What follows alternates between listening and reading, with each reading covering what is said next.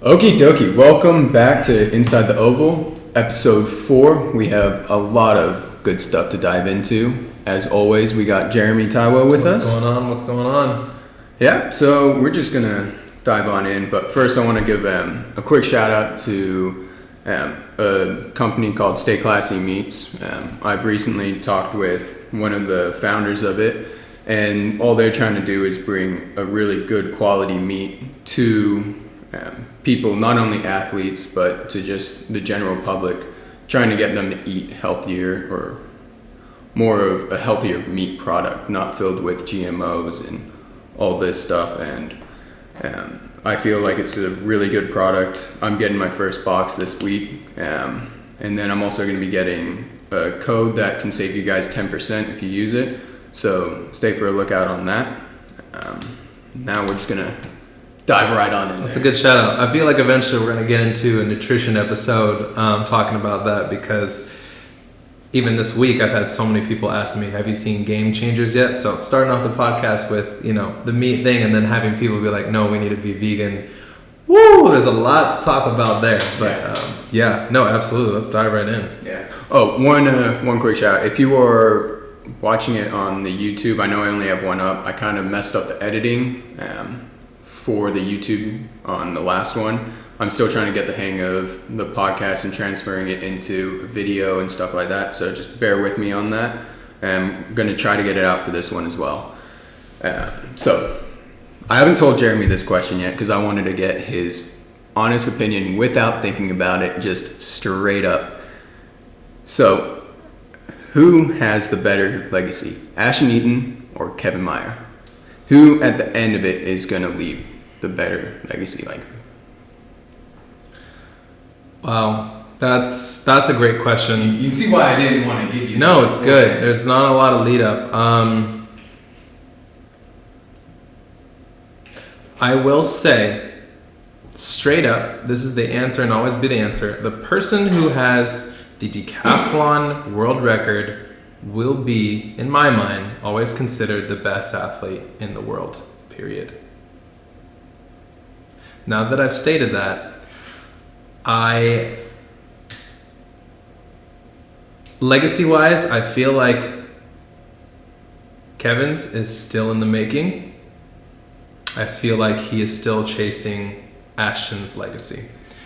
The amount of wins could be a factor, but I just think in the sport where in Ashton, since he was about 19, 20-ish, he was pretty much unable to be defeated up until when he retired at the highest point of sport, which Kevin has yet to fulfill in some aspects. I was there when Ashton broke the world record for the second time.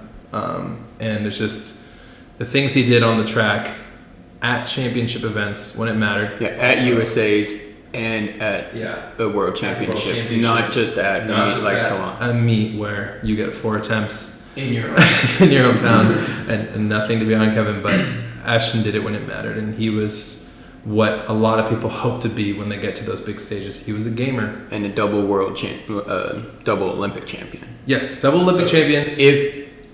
If Kevin doesn't get the double Olympic champion or as close to as many world titles, will Ashton, if he's able to get close to that, will their legacies be close, or will Ashton always be the first one, so his legacy is going to be a little bit better? That's a good question.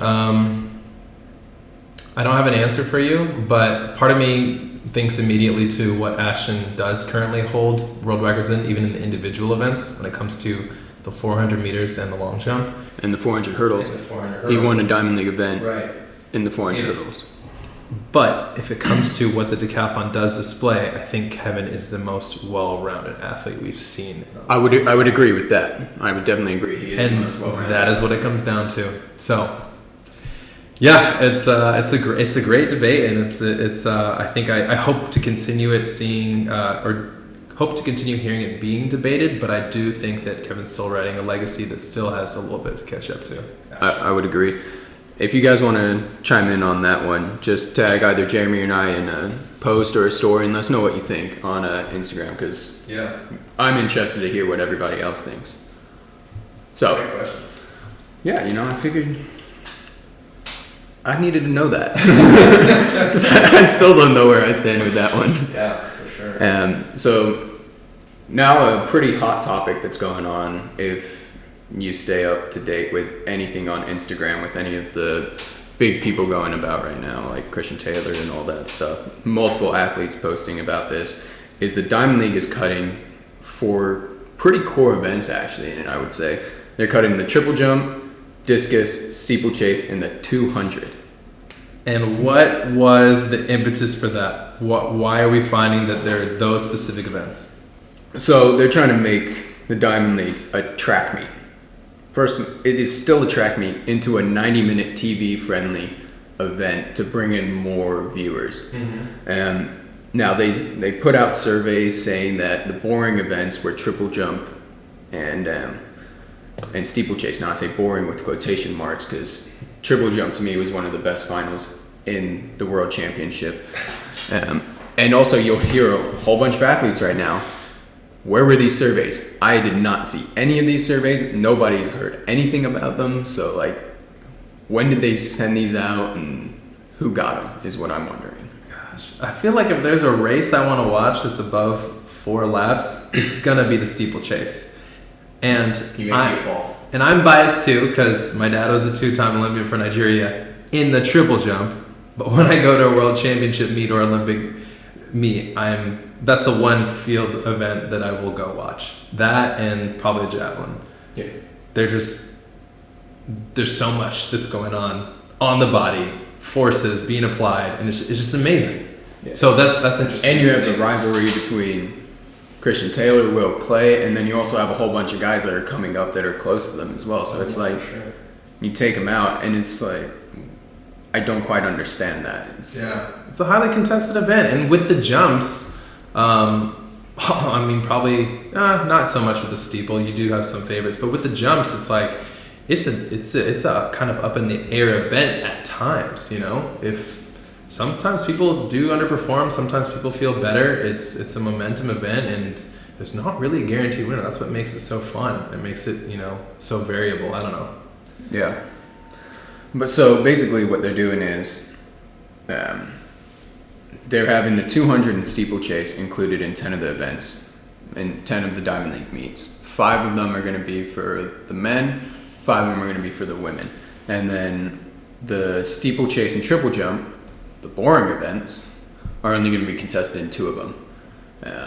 Which ones they are, I think it's out. I'm not 100% sure which ones they're in. But the funny thing is, their argument for the 200 was they said it was too congested to put alongside the 100. Now, the way they normally do these is they put the 100 for one gender and then the 200s for the other gender. So I don't get how this can be congested for it, because they say it's all for the Olympics, basically, which I don't understand. Yeah, that's fascinating. I don't know. It seems like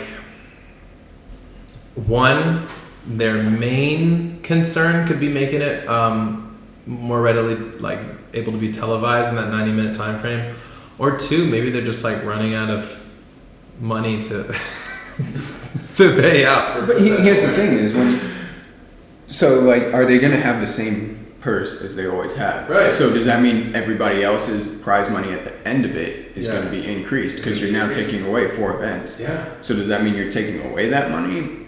Because if they can't afford to do that, that's one thing. Just come out and say, we can't do that. Yeah. But when you say it's going to be more TV friendly, the people watching track are people that do track and want to watch track. Let's just face it. Yeah. It's not just your average person that clicks through, track meet, and then wants to watch if you're going to sit down and watch 90 minutes of it, you're probably a track person. Yeah. In which case, you're fine with sitting there for 3 hours because you already know that's a track meet. That's what you're getting into. Or you DVR it and skip to your favorite events and stuff like that. But NBC Gold is doing a good thing where they have live streams of just individual events. So it's I'm confused with I'm confused too, yeah. And the best thing about watching track is there's no halftime. Yeah. It's just going to be Something's going on. Something's going on all the time. You don't have to be interrupted by commercials unless you like watching those. And we know what they put on like the mainstream podcast. There is more going on than 5 repeats of the 100 meters. Yeah. Just so you know, when those are going on, there's still other field events that that are happening. Exactly. And I think, and that is still a thing that needs to be scrutinized and just debated on how best to present those field events with attempts and with standings, and just to give it more of a very presentable and attainable situation for viewers who are new to track, should they turn it on. Yeah, and if you're new to it, you don't want to just watch the 100, boom, boom, boom, boom, boom, and then watch 10 replays of it, because then you're like, why are they showing the same thing? Mm-hmm. Do like 1 or 2 replays, but then show some of the interesting stuff, like the vault, like the triple jump, Mm-hmm. or the long jump, where you can kind of like see like, oh, there's more to track than just sprinting, because then it also may bring more advertisement to the sport in that way, so that way people will want to maybe jump more. Absolutely. So, but now, is this only for the 2020 season? Are they going to bring it back for 2021 and on?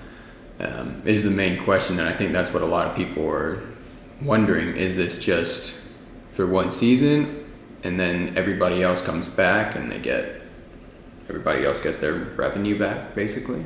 Because you cut this and you're cutting people's revenue, essentially. Yeah, for sure. You're cutting quite a bit of money out of people, and not only that, now is you have the world ranking points. Now you're cutting that out of it as well, because you don't have those higher level meets. I mean, it doesn't really. People don't jump. Yeah. It doesn't affect them really that much, because they've already got the standard. But you have the people that are like almost at the standard that may nip into a diamond league, and then that one mark could just put them over the edge. So.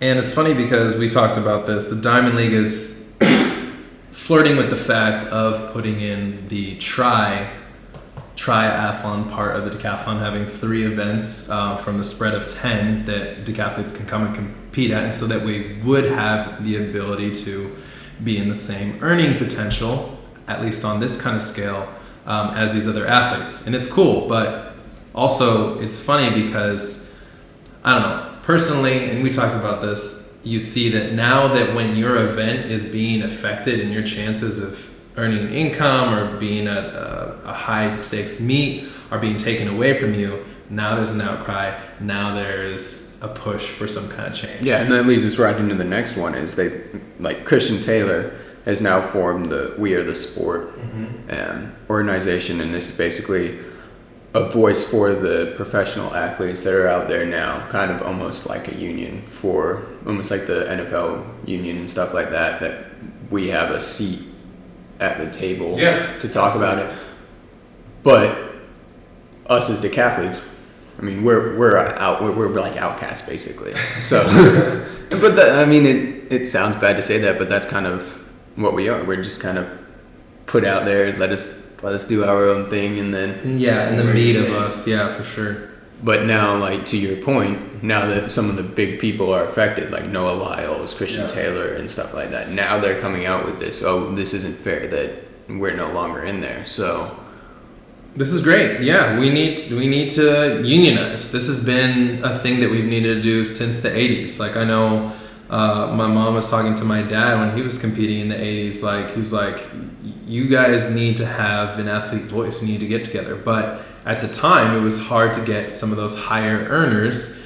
Why should they want to do it? If they're already making their millions, and if it takes one name, we're having Carl Lewis at the meet, that's when you get the stadium filled. So for sponsors and for meet organizers and promoters, it's like, what's the point? And, listening to the voice of track and field of all the events, if you just need to pay one, right? So it's one of those things where it's been a long time coming, but now I'm glad that this decision is probably one of the best decisions. And I'm sorry it hurts specific events, but it's going to be one of the best things for the whole cinnamon roll of track and field, so that every athlete can be represented, so that also moving forward, athletes are not taken advantage of when it comes to that. And we see that more and more as more sponsorship dollars and promotions go up for meets and advertisement.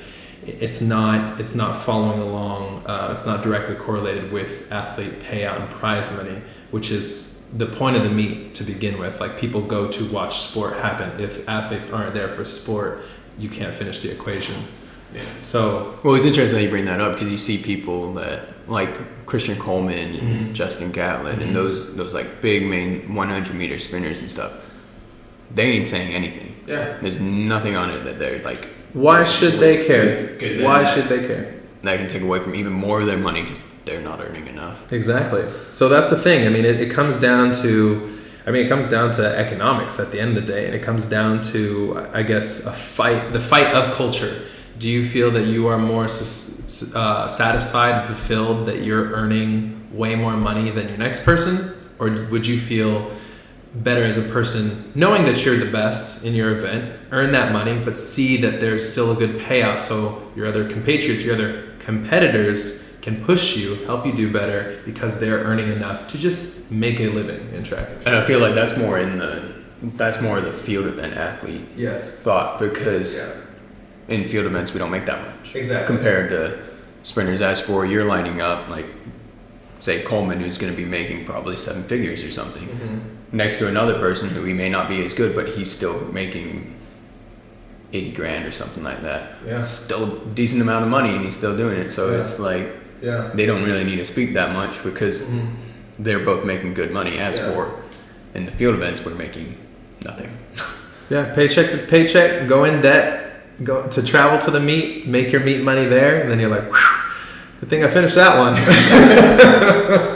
And when you don't, you're like, oh man. But that's part of it. That's part of the thrill. That's part of the hunt for getting better. But I feel like it needs to come back to that. I mean, if we're going to be taken seriously and not considered the amateur sport, as we've been noted from being from the Olympic movement since way back when, we would eventually be able to talk just like the NBA and the NFL and the NHL, like on a level that supports all the athletes. But I think some of it needs to be that they need to sit down with them, but also say we need these other events advertised out there, so that way more sponsors are drawn to them. So, because like if they put in like the triple jump and stuff again, but they don't show it, then those events become like us, where it's very hard to get a sponsor for that sponsor to pay you any money because it doesn't give back on their return. So that's what I think some of it also has to be. They have to be shown. Exactly. And not just one throw, not just 2 throws or the winning throw. Yeah. Most of it needs to be shown. And like I said, the NBC is doing a good job of having a live feed just for that event. Yeah. Kind of how there's all data-driven statistics and all these things being presented in, some other sporting events. I feel like that would be the saving grace for track and field. Like, people need to understand these distances, the forces applied. There was a cool article that went out in 2016 during the Olympics that the triple jump was arguably the event that had the most force on one area of body. Yeah, on the body. I know in Doha they had the takeoff speeds and stuff and how long each phase was and stuff like that. So that was really cool. Because then also if you're a coach or something and you're trying to learn, you're like, okay, this is how fast they're coming off the board. This is the lengths of their phases and stuff like that. So it helps everybody learn the sport and just kind of help towards it all. Yeah, it's going to be very applicable. I think it'd be really cool. So I guess one of the things is, can this whole almost union thing, voice of the athletes, can it change anything with how big the IAAF is and the big money, basically that probably works its way into it? With anything, like FIFA and all that, there's bound to be something going on behind the scenes. Well, there's always something going on behind the scenes, and it's all driven by the money. Yeah, and that's the scary part. I think that if we can have more incorruptible athletes who have known what it's like, to struggle, who still are able to make a decent wage and salary and living, and be, for the sake of getting everyone equal rights and equal pay, we need those people to be at the same table that a lot of these higher ups for these organizations are. That way we can have them keep in check, and that way we can actually have very transparent reporting on what really is going on with our sport and the future of it, Yeah, because we all know big companies, Nike has so much to do with stuff like that. Just all the big like the timing companies and all this. There's so much advertisement for them. You know, this is bringing in a huge amount of money to everything, and absolutely. not a lot's going to the people that Exactly. And track and field is continues to climb as being the most participated youth sport like of all time, and it's great because it's such an international event. You just need shoes, or like my dad in Africa, you don't really need shoes. you don't really need, depending on what you're doing, you don't need the shoes. So that's what's really cool about the sport, and I just hope it gets some good leaders, especially from the athletic community, that can help guide its direction. Well, because think about the level of athletes most countries are losing to their money sport. So like here, you're losing jumpers to basketball, you're losing speed to football. In England, you're losing them to rugby and stuff like that. Yeah, for sure. To soccer in most of Europe, because you can get millions and millions and millions and millions and millions and millions. I'm not done yet. Millions and millions and millions. So you can get all that stuff. Yeah. So why? I mean, again, why? Why would you? I mean, most of us do it for a love of it, basically. Yeah. For sure. Because we're doing it basically for the love of it and to do a goal that not many people can do. Yeah, for sure. But it would feel nice to get some money for it. Yeah, for sure. And hopefully this changes it so where it helps our event, not just hopefully it doesn't just affect the 3 events that got out of it. Hopefully they can bring in more like the triathlon and stuff like that. I'm ready to. And I know Christian's a smart guy, and hopefully he has the wherewithal to understand it as a bigger, that's just a little microcosm example of a bigger issue that needs to be resolved with track and field. So it's going to take people at the top, unfortunately and fortunately, but those are the voices that are going to be listened to, and those are the ones who are going to drive the change. Yeah. So hopefully that all pans out. Best of luck. We wish you best of luck for moving. We'll give updates on that when we can. So we're going to shift some gears now. Oh, yeah. Yeah, you know what's coming. We're going to go to probably what's really impacting a lot of distance runners. See, we're not biased here. We ain't staying inside the cinnamon roll. We're going outside. We're going into the lap on people. Yeah. So and maybe a jog outside of the stadium and running in the heat, and then coming back to finish the event for a couple laps. And the people that look like they're really hating life when they're doing this. So we're going to talk about Alberto Salazar and the whole Nike Oregon project, kind of the effects this is having. Looked into it so that way we're not just going off of one flow track thing. I've read a couple articles on this one. Jeremy's pulling up some stuff on it as well right now, so that way we don't look like idiots to distance runners that say, no, you guys are wrong. But if that is the case, get a hold of one of us through Instagram and we'll make sure that we talk about it on the next one, so that way we can give the most up-to-date information on this. So basically, if you don't know, Alberto Salazar and the Nike Oregon Project, they've coached the likes of Galen Rupp, Mo Farah, and 2 recent world champions of Hassan and Brazier, from the 800 up to the 10K. They just do everything. Yeah. Who is Alberto Salazar? Alberto Salazar is a American distance runner who was born in Cuba, then immigrated to the United States as a kid. He eventually was best known for some of his performances in the New York City Marathon in the 80s, and in his 1982 victory in the Boston Marathon. And he held American records in the 5K, 13:11, and the 10,000 meters at 27:25. So he was a decent runner. So yes, exactly. And he competed at the University of Oregon. So going back to the Oregon project. I did not know that. Yeah. I didn't know he competed at Oregon. Yep. Yeah, so essentially, he's serving a 4-year ban for anti-doping violations. Now, none of his athletes have been caught with any of this, but this goes back to not just this year. It was the thing when Mo Farah and Galen Rupp were doing really well. They were still under investigation there.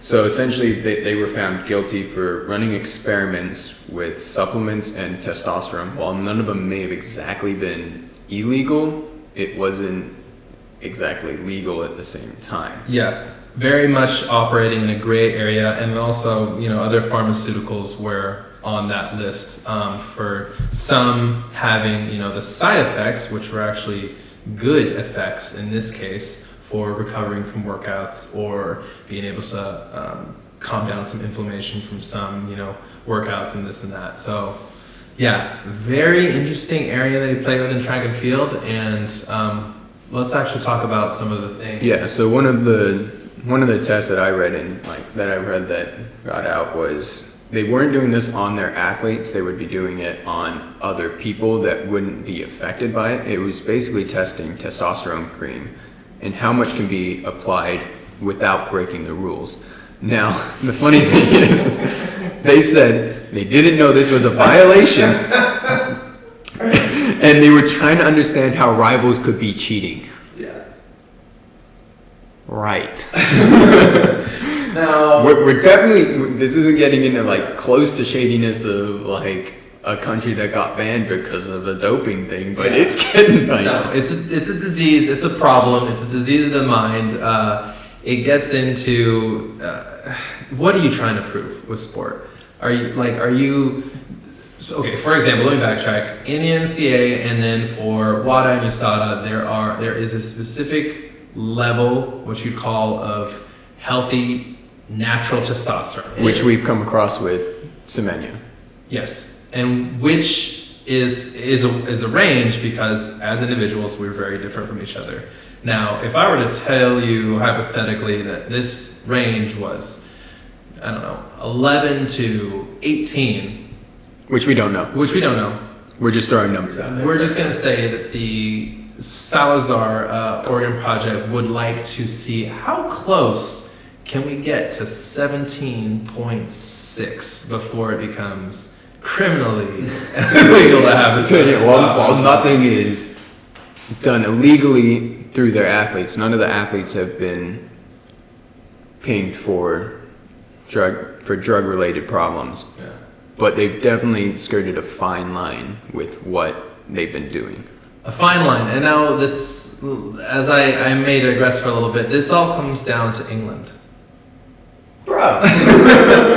England in the sense that the most influential person in the world, the Queen.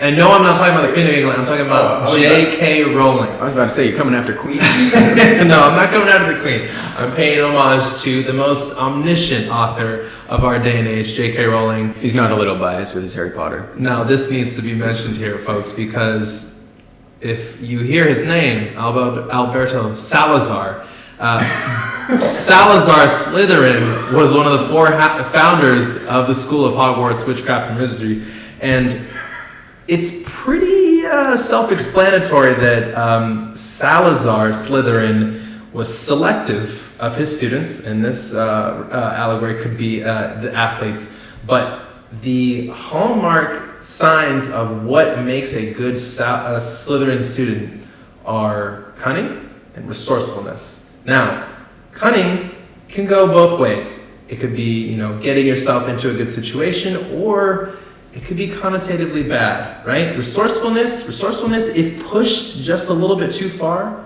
can be cheating. So, it's one of those things where, and respect to all the Slytherins out there, Salazar Slytherin was employing some of these devices, taking whatever it takes, quote unquote, to the far end of being kind of more on the illegal territory. I wasn't sure where you were going to go with that whole rant. I'm not going to lie. It must be said. That does make sense. I knew it. As soon as I heard Salazar, I was like, oh, they cheated for sure. But, there it is. But, yeah, so it also is what's going to happen to these athletes. I know Nike's trying to help them find new places. Some people were working with one of the coaches there that weren't banned, and they're just staying with them. And some people left. Some people knew things were going down. So Rupp and once this all happened the first time, that's some of the reason Mo Farah got out of it. Jump ship. I remember this happening in 2015. And he even said before, I think it was the Chicago Marathon that, wow, I said that weirdly. Chicago. Okay, Chicago. So before that one, like they were trying to bring it up, and he was like, "I'm not here to talk about Alberto. I'm here to talk about Mo Farah." Like that's for sure. I'm not related to that guy anymore. Like well, yeah, he had something to do with all that. Mm-hmm. I do see where he's coming from. He got out of that group, and he wants to like maintain his reputation of this. I did this. Yeah. I wasn't affected by all the talk and stuff. And what's going on. And that you have to remove yourself from. You know, you have to have that plausible deniability. It's tough for athletes, especially when you don't want to prescribe. And a lot of athletes like caricature and Flanagan come out and talking about this culture. But, you know, I just remember a specific quote coming from, this was a documentary that was done 4 or 5 years ago about that project. And it was coming down from a physician standpoint of all the different types of medication that Galen Webb was taking. The physician got banned as well. And the physician got banned as well. And, you know, people were like, there's no way that we can consider one of the best Americans right now in our day and age, and possibly of distance runners in a while, that he is a healthy individual if he is taking this many things. Yeah. So it can't be good for your body. It can't be good for your body. And that actually is an interesting point, because some of these allegations, when we'll talk about the New York Times, when they asked an athlete that we will eventually get into, Mary Kane, about some of the things that were being prescribed, and talked about her father was also a doctor. And so it was said under that he knew very well what she was going to be taking and what, you know, our team physician was asking of. So it's one of those things where it's like, you know, this cult idea mentality can take things way too far for a lot of athletes, and some athletes don't have an escape from it. And it's a hard thing to escape from unless if you don't exactly know what's going on now. Exactly. There's not a room for doubt, or there's not a lot of room for doubt or error. Our sport is very pure. It's very much based on times and distances, and it's going to catch up to you at some point. Exactly. But this is something that for all our younger listeners, something that you have to be very careful of. While you gotta trust your coach with everything and all this, sometimes shady stuff does happen on a coach thinking that they need to do this. So like, even if Jeremy was to hand me a water bottle that he went and bought from the store, kind of just shake it and make sure you hear a crack at the top, especially if you're at a meet and just somebody that you don't know. It's different if it's like a big cooler where everybody's going to be drinking it. That's a little bit different, because then if it comes up from you, then it's like, well, I got it from here, and they've tested other ones and people are getting bing, bing, bing, bing, bing. That's a little bit different. But like, if a meet's just putting out water bottles, make sure you hear the crack in it, or make sure like, when we were in Doha, I ate a lot with Katerina Stephanie, and she made sure that she got her own bottle, and that way she always heard a crack and everything like that before she would drink it. So it's just stuff like that. It's sad that that's where it's come to, but it's just stuff that you have to think about, because coaches have been caught giving their athletes stuff without the athlete knowing. You need to know what's going into your body every second of the day, and also just at the end of the day, this is also going for the younger athletes. You are your best resource. You are going to be the person that says it at the end, your final supporter. If something is off with you and how you feel about, then that is something that really does matter, and you need to look into why you're feeling a certain way. Eventually, when you get older and you age and you're in college or then post-college, the coaching dynamic will change, and they shouldn't be your end-all be-all to success and happiness. You should also feel like that you're able to have conversations about where you're going, what's the plan, and they need to be very much going both ways, not still directed at you. And that's what a lot of young athletes find, that they get trapped into some of these coaching situations. And like, if that's how it is, you need to have like a talk with your coach. Like, I just want to understand why we're doing this. Like, sometimes your input for the first year may not be taken that much, just because the coach doesn't know you. Like, this is how he's had success. This is what he's been told, like, through his other athletes. So that's how he's going to keep it for the first year until he or she gets to know you and understands how your body works, and you understand a little bit more about how your body works, and then you kind of start getting the input. That's what happened with me and my coach. Like, I would sit down with him once a week or once every 2 weeks or something like that, just kind of talk about why we're doing what we're doing, so that way I understand why we're doing it. And then the next year I'd have a little bit more input, and then the year after that a little bit more input into like what we're doing, because we both understood what we were trying to do with that, and it's all a trust process. Absolutely. And what's the worst that can happen? If they really want to be a good coach, they want the best for you. Yeah. Which is what you want for yourself. So it comes down to that. All right, yeah, we got lost a little bit on No, I think that was great. main thing, but it needed to be said, especially to the younger audience, like the older audience, or the people that aren't necessarily in the sport. But that's for like if they have kids in the future, and it's just stuff you have to look out for. And it was something that one of my coaches in high school taught me, was shake the bottle and make sure you hear it crack. Because if you squeeze it as well, people could have just put a needle through it, and if you squeeze it, then it'll come out. Exactly. Man, that's actually creepy to think about. Anyways, back to Salazar. There is a lot of heat being put on him about not only that, but also the whole Mary Kane thing. If you want to know more about what's going on with that, she has a link in her Instagram profile. Both Jeremy and I talked about this before we started recording. We feel that this isn't something that we should necessarily talk about, because we don't fully understand the whole ins and outs of it, and we're also not a female in a male-driven sport. However, if this is something that you guys really want to know about, hit one of us up on Instagram and tell us, and we'll try to find a guest speaker for our first guest. On it. Yeah, that'd be great. To talk about this kind of thing, because it's a very big topic in our sport. It's very big, yeah. But it's something that I feel like that we want to do it justice. Yeah, we don't want to just start saying stuff that's wrong, and then people are like, well, you guys are just wrong. You have no idea what you're talking about. So yeah, we just want to do this justice. I'm excited for that. It's going to be a good episode. When we get to that, definitely reach out and talk to us about the topics you want to hear and potential people who we could try to get on. But it goes into a lot of things. It goes into money, and it goes into potential pregnancy, and it goes into just what the sponsors do when things happen, the umbrella of sponsorship and brands and cult mindsets of this and that. I think it's going to be a good thing to discuss. But again, we just want to do that justice. We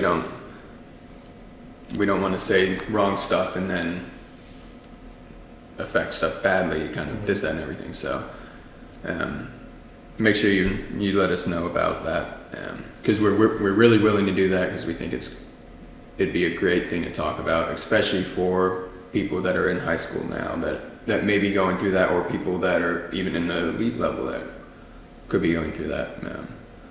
But yeah, we just want to make sure we don't mess that up and affect something that we shouldn't. For sure. And with that, thanks for listening. I got one question. Oh yeah, never mind. So you threw a curveball at me. So hopefully this priming our next episode, and I'm very excited about this. We have one coming up, and I wanted to ask him. We're getting into the future here, and also before next episode, I need everyone to go watch the movie Gattaca. It stars Uma Thurman, Jude Law is in it, and then also Ethan Hawke. It's what they make us watch in biology back in the day in high school, but it is a very interesting thing when it comes to genes and genetic manipulation. So my question is going to Tim. You're hanging out on the phone, or you're hanging out at home, and your phone rings, and a guy calls you up. It's like, hey, I work for blah, blah, blah university.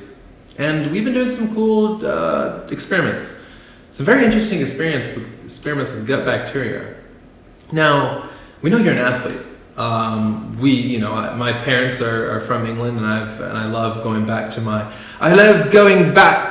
home in Brighton Beach, and I have a lot of country pride. So they got a lot of money too. Yeah, yeah, exactly, a lot of money. And money isn't an issue here, but we want to give you some sort of sponsorship. But this is going to be better than a sponsorship. I'm going to get out of the British accent here, but we wanted to know if you would be willing to help us endorse a product. What would your answer be? Probably need a little more information. Yeah. So he's like, okay, go on. I like endorsements, but potentially money. We like free stuff as well. Okay. Well, Tim, what we've done is we've been able to isolate a specific bacteria that is responsible for producing naturally testosterone in the body. And what we've seen in some of our studies is if you take this with a yogurt, well, actually, sorry, let me backtrack. We're going to take your own poop, and we're going to use this fecal sample to actually take your own bacteria, isolate this specific one, and then increase the amount it is, and give it back to you in a form that you can eat in yogurt, therefore increasing this bacteria in your gut that's going to help you drive up your testosterone a little bit more. What do you think about that? You're not taking drugs, you're not taking steroids or anything. You're just taking your own bacterial culture. What would you say? This sounds very much like the whole Salazar thing we've been into. I need an answer, yes or no, from Mother England or not? No. Okay. Because that's one of those things I feel like is riding that line. But that's going to be, Jeremy's going to be looking into that whole stuff, and that's going to be an episode run basically purely by him. He's gonna do that research because I'm interested in that kind of thing and kind of where that's going. But that's definitely riding the line. It almost sounds instead of like blood doping, it's poop doping. And that will be something in the future, and I'm excited to talk about that in the next episode. That one's gonna be an interesting one. I'm really looking forward to that. So we hope you guys enjoyed this one. It was a little bit more serious stuff, not just results, but right now we don't have results to talk about. So it's into except for Deanna Price. Congratulations on one of the most dominant victories of all time at a World Championships, especially for an American in the hammer throw. Just wanted to give you a shout out because we loved we loved your performance, and we brushed over that, and we're still getting new to this whole podcast thing, but obviously yours was super dope, super epic, and I hope it continues to happen, and I really want to see another gold medal for you in the Olympics in Tokyo. And I feel like that's a great spot to end. Thanks for watching. Again, hit us up with the questions and stuff that we asked, as we'd love to know all about that. And we'll get to you guys next time with sayonara with poop doping. See you guys.